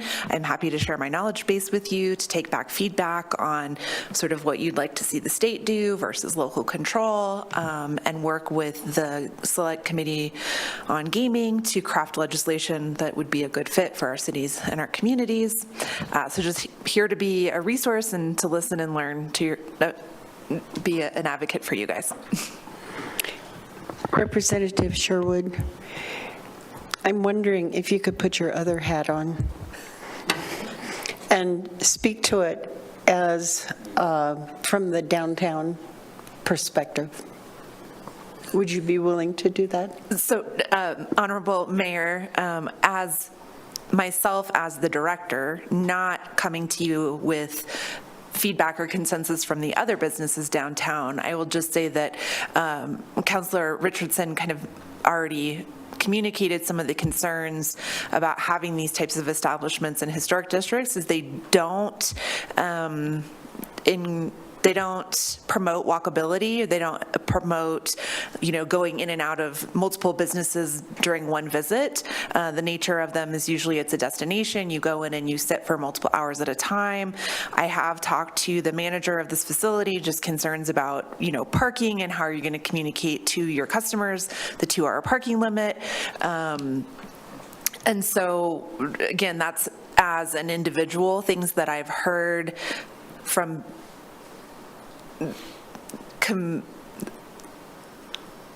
wanting to have a beneficial business as a neighbor to help generate additional foot traffic and shared customers, that the gaming establishments can be challenging within the downtown because they don't push people throughout the district. Thank you very much, and I'm sorry for putting you on the spot, but I think that's what initiated this work session is the Vice Mayor and I had a meeting, and these were our shared concerns were about the impact on if they began to distribute throughout downtown, that it could completely alter the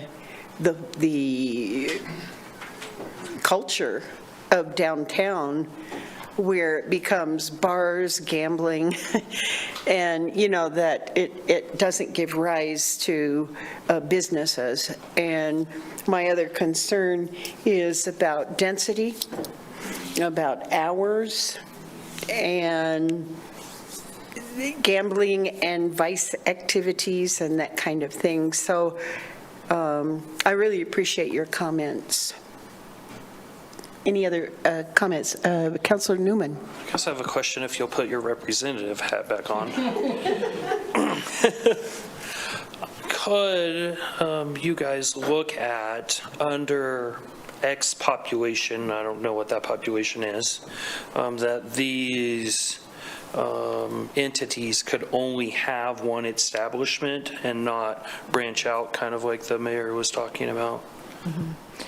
Honorable Mayor and Councilman Newman, thank you for that question. So that wasn't a topic that we considered, was should we mirror the liquor license laws that are based on population? I believe that that conversation is still active. I will coach that with sort of the conflict that presents with free market enterprise in terms of market demand versus population and distributing the number of licenses. So while right now in statute, sort of the best structure we have to mirror is those liquor license laws, that's not without its own challenges in terms of limiting business growth or enterprise within a community, but those conversations are happening. Just a follow-up. Follow-up? Just a comment. I would never, just so it's out there, I don't want to limit this until we have a better understanding of kind of what the community wants and needs, but I just wanted to know if those conversations had happened or were happening. Further comment, Councilor Freed. Yeah, thank you, Mayor. I think, throughout this whole discussion, I think, Councilor Newman's point of we do have the master plan, and why not use that as a great tool for public input? I think that can help shape how we have our next conversations and work sessions potentially on what we want to do as a council and how we represent our community in these conversations. And so, yeah, I really like Councilor Newman's point, and I think that'd be a great idea. Vice Mayor? Thank you. Director Tini, can you remind us how long you feel that master plan will take? Mayor and council, yeah, that we're going to be in a good year of just, lots of drafting and public input and things. You're looking like about a year and a half timeline, year to year and a half. Sometimes we don't try to put too hard of a number on it, just simply because we try to make sure that we're really getting that public input, and sometimes we struggle with that. Other times it just goes awesome, and then you're like, okay, we got the information we needed. Something like this, and we've talked, probably many of other issues that will come up. These will be kind of a lot of the broad topics that will be touched on, some of these different social issues. I mean, all this kind of falls into where do we want to see Laramie be in the future? Does, for instance, this topic tonight fit in with our future, and what does that look like? And, a lot of times we'll ask some more direct questions, but also, too, a lot of times this comes out in good old conversation, right? The impact that, good and bad things have on our community. We'll hear just as many things of, man, that park that's in my neighborhood really provides a great thing for my family, to this issue causes me problems, right? And that's what this type of a process is we try to gather that. And, this is just another one of those topics that I think will help maybe spur a conversation on, and we'll try to gather that. And I think, as Member Newman noted, I think it's an appropriate time to have some of that conversation, so. Vice Mayor? Thank you. I am curious if the council would be open to exploring some sort of zoning for the downtown district specifically, and only that, and get public feedback for the rest of everything. This would not impact the current entity that's going down there. They already have been approved. They have their lease going. But if another one of these two is already established, decides they want to open another one and feel like downtown is the place for that, I keep coming back to those other businesses who really rely on that foot traffic. And I also feel like it's really important to get feedback and think about the broader conversation about what people want. But I just can't help but have this little nagging worry about the downtown district and more of these going in down there. So just throwing it out there to see if people might be open to that. Okay, thank you, Vice Mayor. Councilor Vigil. Thank you, Mayor. And just to add on to Vice Mayor's words just now, and then Representative Sherwood's words earlier, I also have a worry about downtown traffic, about just the foot traffic that's happening there. I will say that I come from Lander, Wyoming. I grew up there. I graduated from Lander Valley High School. And back in the day, maybe not now, but back in the day, when you turned 18, you got to go to the casinos, right? And I understand that this is a different context and a different time, a different culture, etc. But we would spend hours and hours at the casinos there. And so I just want to reiterate that, maybe we could have been doing something different. Maybe we could have been, shopping in our downtown. Maybe we could have been involving ourselves in volunteer activities, etc. And and so I just wanted to throw that out there, and just reiterating that, I have been in a casino heavy. I know this is not casinos, but it's pretty similar in that environment. And so I just want to make sure that we're really hitting home that point too. Thank you. Councilor Newman. To your point, Vice Mayor, I think if we talk to the downtown businesses, before we did this, that would be fine. And here's my reasoning why.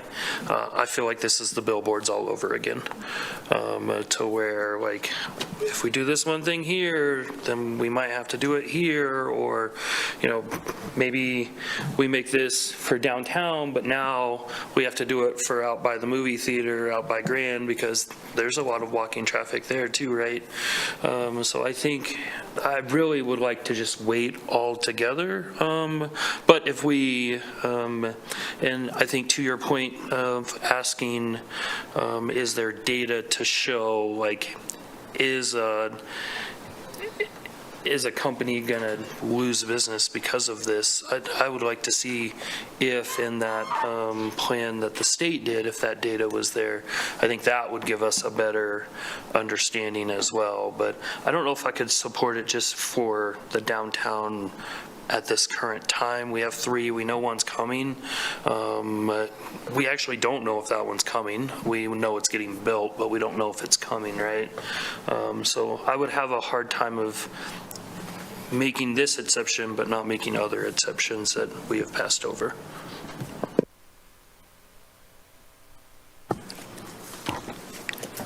I'm more in agreement with the vice mayor, but I'd almost like to see 2 levels. This does concern me about downtown. I think downtown is unique. We have put a tremendous amount of effort into revitalization, and it's unique. And on the east side, I was trying to think of that while we were here, like what else beside downtown is walking businesses? And you've got like the little strip malls up there by the theater. You have that, and then we have, you know, the home base complex there. But a lot of times that's more like drive to where you're going. I don't necessarily stroll up there, whereas I stroll downtown, and I go into shops that I didn't even think I was going to go into, and I buy things I didn't think I was going to get. And so that kind of serendipity, I think, might be unique to downtown. And it would warrant us at least looking at that now and possibly doing some interaction with the downtown people, businesses, a survey, get a sense of what the downtown businesses actually think, and that we at least have, it's not eliminating it, it's just having some ability to control the density and the hours and the types of just how much. And I'd like to look at that more immediately from that perspective. What do the downtown people want? What does the community want? And look at that downtown commercial district. But additionally, I'd like us to look at all of our districts and to think about in the master plan what we want. But I don't necessarily want to wait on the downtown to go through that entire process. I think our downtown is unique enough that it warrants, and we've put so much effort into it that it warrants us maybe having another work session, maybe doing a survey, maybe addressing it with more immediacy than would be possible. Councilor Newman, then Vice Mayor. Which is the survey that I was talking about, because then we can get it. Right. But I'm going to make a comment that probably some people like listening to this at some point is going to hate me for. I would rather it go downtown. Let me tell you why. we have a bunch of downtown businesses that are vacant, right? But they all have windows that they can't block because we have a sign ordinance. All these other places that they're going in, there are no windows. There are no, to the vice mayors, we can't control that.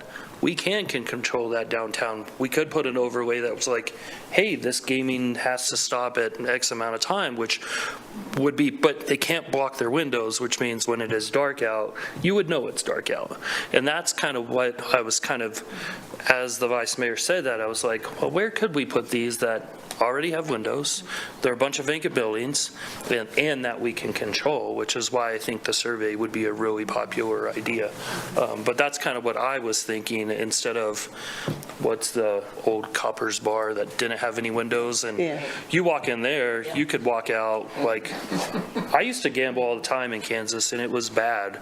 I'd walk in, it was 5 in the morning, I'd walk out, it was 5 in the morning the next day. And I'm like, holy crap, this has got to stop. So, but that's kind of what I was thinking, if we can find places that these fit in that already have windows because they can't block them. And I'm not opposed to having gaming downtown, but I think that we need to be mindful about distance between, about the type of environment that we want. And so I wouldn't want to have every empty building start to be a gambling center.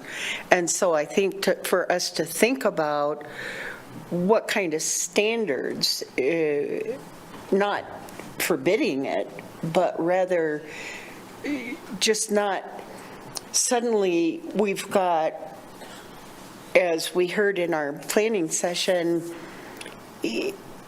there is a potential that if it's allowed, it could happen very quickly and there would be absolutely nothing we could do. And I just think that we need to decide what we want for that and just have some standards for density, for activities, for hours, that we just have some type of plan where it's mindful, it's deliberate, and it's in conjunction with the community and downtown business. So, any Vice Mayor? I have just one more comment, and I think when I'm thinking about this in relation to the billboards are already there, and so nothing's changing if we wait a year, whereas some of these are not there, but could be there, right? So I think just trying to get in front of it a little bit more is my thought on it. But again, I really like the idea of utilizing the full plan to get a better sense for what the city wants to see. Councilor Freed. Yeah, thank you, Mayor. And I really appreciate all of the ideas that were tossed around. And I think it's important because these are topics that I think most of the community is going to have opinions on one way or the other. And throughout this discussion, I think what's come to light for me is, Councilor Newman again brings up a good point that there are already existing infrastructure. We already have existing infrastructure that could allow for sunlight to come in. There's also parking requirements downtown that could be used that benefit. And that isn't the goal of council then also to look at zoning, like Director Tini was talking about. And I really think that if we're smart about this and we get really good input, we can require these businesses to be zoned in an area that meets whatever the public and we want. So, whether that's requiring, windows per square feet or whatever the ordinance could be. But it's giving me a lot of ideas on how to not infringe on business and the market, but also protect our communities and protect people and allow folks to come here. So I don't know. I think looking at the zoning, I think it sounds like a really smart idea, and I appreciate that presentation today. Thanks. Councilor Shumway. Thank you, Mayor. One of my major concerns about having this downtown is this is not like a fast food restaurant where you have 500 customers a day and they come in and they're in and out in 1 minute. These people come in and they stay for hours, and I think sometimes multiple hours. And if we had 300 or 400 people going there because this is such a popular place to go, it destroys our downtown parking.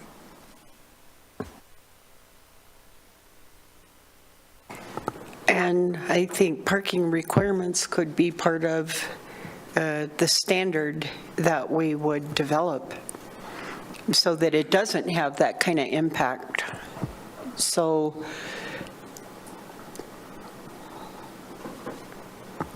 further,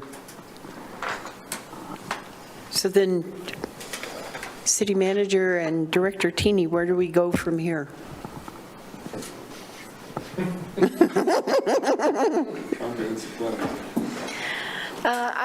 I think for my part, and Derek, feel free to weigh in, but if the council would like to have the conversation about zoning, staff could certainly prepare a recommendation for you.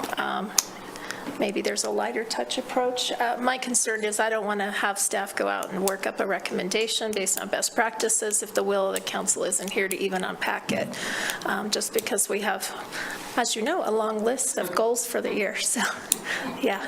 And so I guess we would just look for some direction on where to spend our time, but we're happy to bring back some recommendations.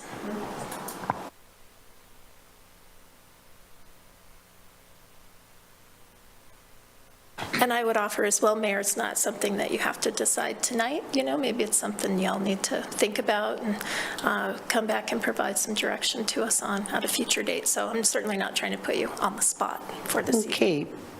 Well, I think we've got a lot to think about. And I ask all of you to let's think about this and how we want to proceed, because I know that planning does have a heavy lift with a lot of things right now. But I'd like to get a sense at some point whether the director thinks this fits within the goals and the vision, and if that would be something useful for the planning process. Would it be helpful to do that? Because I think I've heard a good bit of concern from people and a desire to have better information and to understand what the businesses want and the community wants. So that's going to require a process.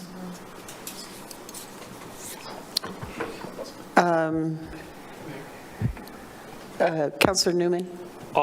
Could we not make this like a fifth Tuesday topic and like start promoting it way before our fifth Tuesday? Like, hey, we could maybe do a city survey, but like on this fifth Tuesday, like this is going to be our main topic, and then after that we could switch to other topics. But I think that's like kind of what we were looking at doing with our fifth Tuesdays, was using them for open town halls.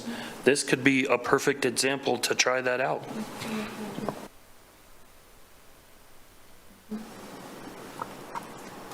City Manager? Happy to prepare a survey, a light survey. I say light because we have a lot of surveys. We could also certainly get some, I was just talking to Derek, there's likely suggestions for appropriately zoning and the type of requirements related to gaming establishments. So we might be able to do some light research there that would help inform that. Certainly there are gambling communities all around us who have invited gambling to their downtown. I'm sure we've all been to many of them. I was just sharing my observations of what those areas look like now.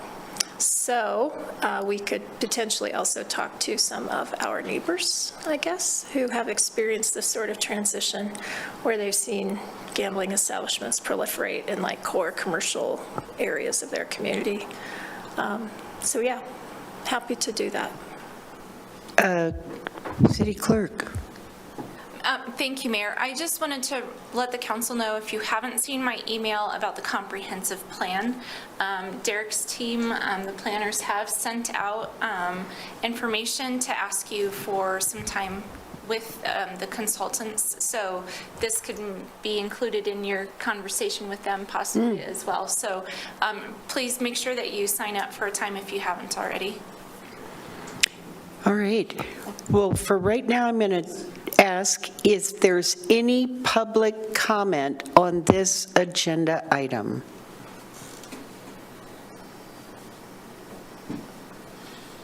Okay, seeing none. I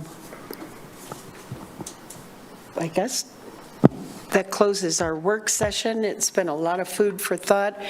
City Manager and Director Teeny, thank you very much for your input and for the people that you brought in. I found it very informative as a person who's quite naive about all this.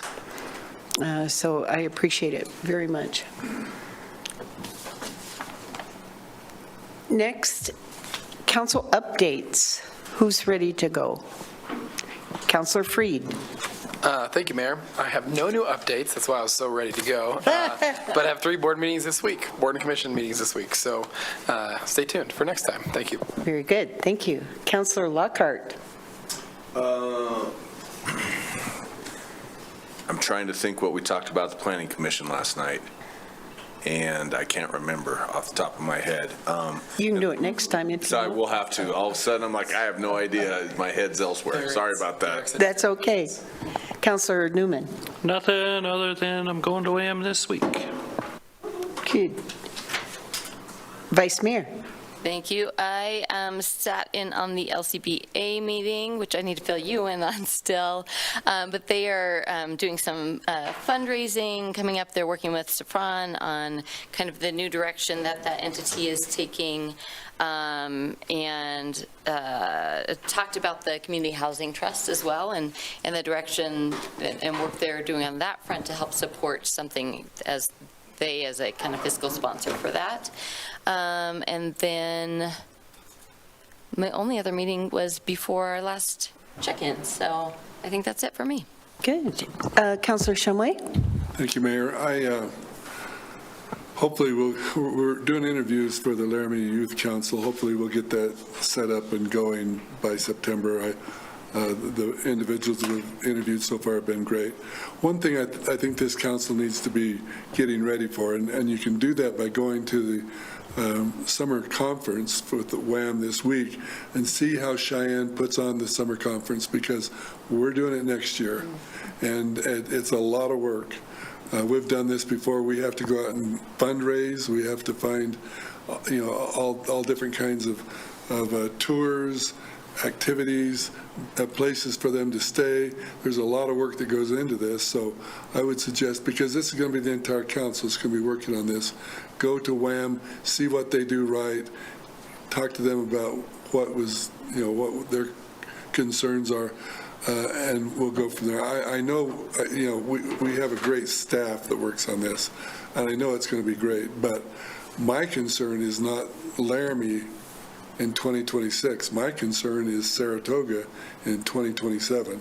I don't know how on earth they're going to do it. I just don't. But they're enthusiastically going to give it a try, and we'll see. But anyway, this week will be a great chance for us to kind of get a sense of where we're going to go for 2026 for the WAM summer conference for next year. I appreciate your guidance in that and kind of alerting us to be thinking about that while we're over there. Councilor Vigil. Thank you, Mayor.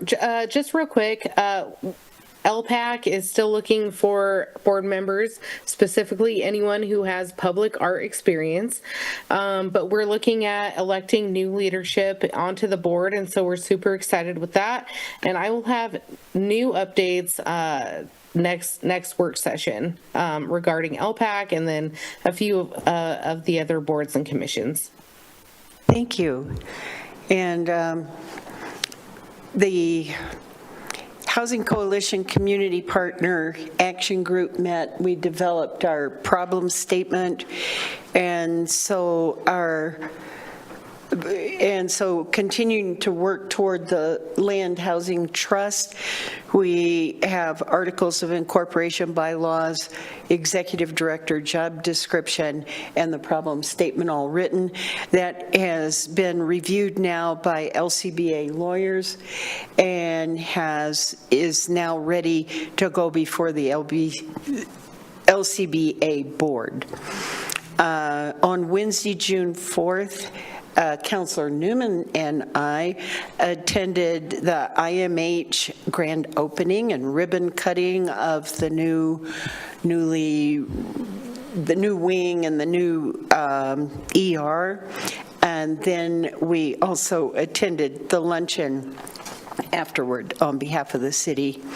On Thursday, June 5th, I missed the Environmental Advisory Council that I had told Aaron I would go to, and somehow I had written 7 p.m. down, so I walked into the meeting right as they were finishing. So I will look at the video.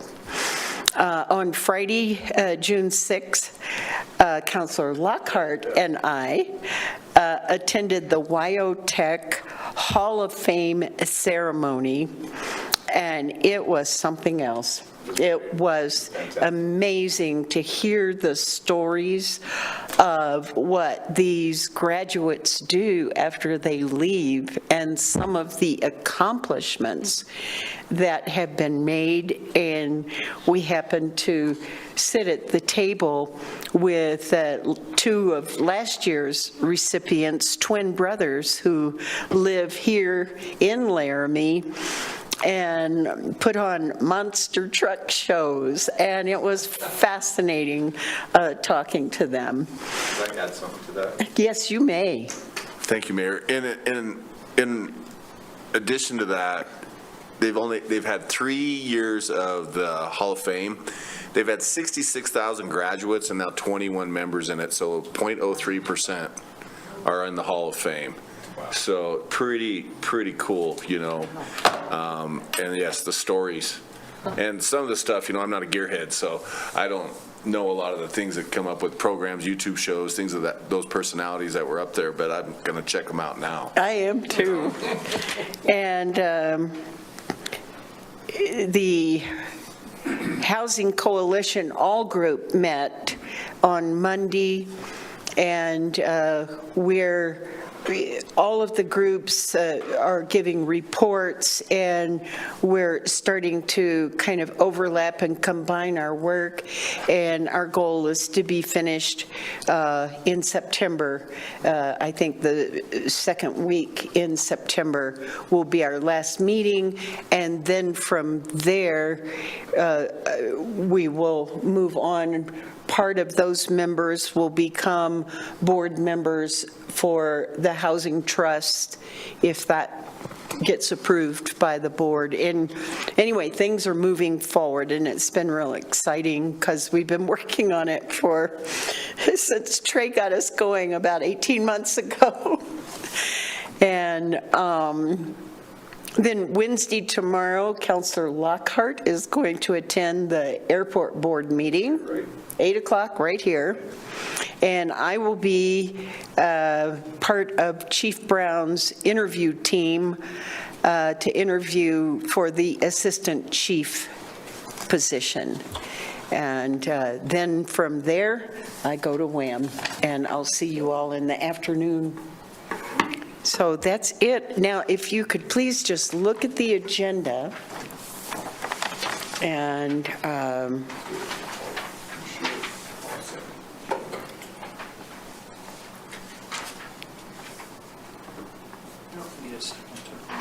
see if there's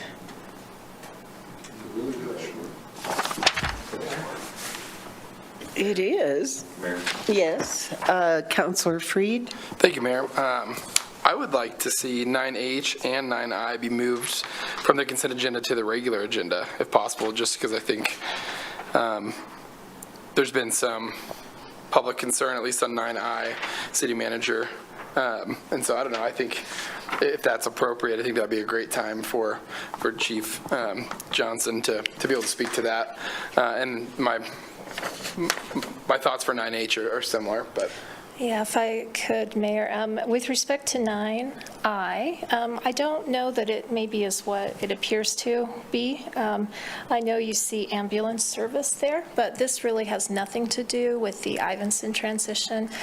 We have a standing agreement with the county whereby they contribute funding to EMS because your Laramie Fire Department, in fact, provides E911 ambulance to all of Albany County.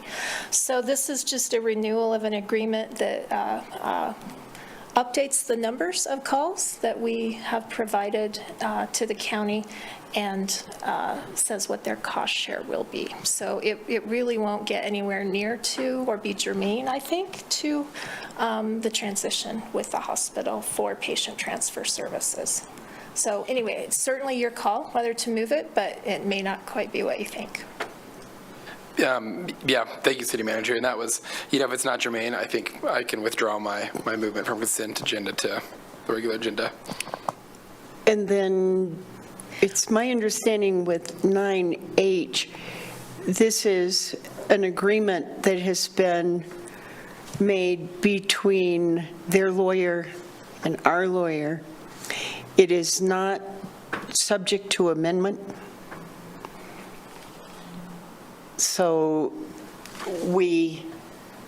it's either yes or no. We could not have discussion because we can't amend parts of it.